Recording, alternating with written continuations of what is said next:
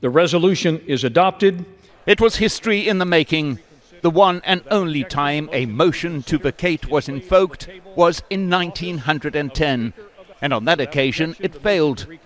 This time, it didn't. The office of Speaker of the House of the United States House of Representatives is hereby declared vacant. House Democrats joined with 8 Republican hardliners to strip McCarthy of his position.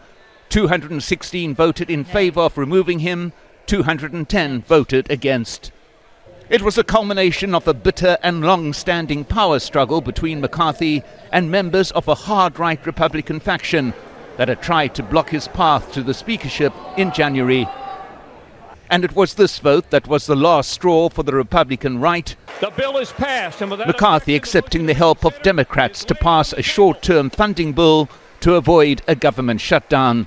But the seeds were planted long before, in particular an agreement between President Biden and the then House Speaker on raising the country's debt limit. I think the debt limit deal was a terrible deal, and that's one of the reasons. It really was the original sin of the McCarthy speakership, and it's one of the reasons I seek to vacate the chair now.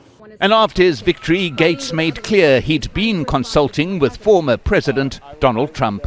I would say that my conversations with the former president leave me with great confidence that I'm doing the right thing. Before the vote, McCarthy had attempted to defend himself. Look, I'm a conservative, I'm a Republican, I'm a conservative, one that gets things done. Look, I know we live in, our government's designed to have compromise, but look, we're in the majority. You don't surrender. Do you work with the other side? Yeah, and that's what I've done. North Carolina Representative Patrick McHenry was nominated by McCarthy as a Speaker pro tempore, or temporary Speaker, and he'll fill in until a new Speaker is elected.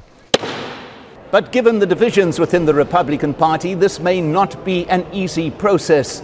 And looming over everything is the fact that another deadline to fund the government comes in a matter of weeks. And it's a deadline that a House in chaos may not be able to meet. Mike Hanna, Al Jazeera, Washington. Make sure to subscribe to our channel to get the latest news from Al Jazeera.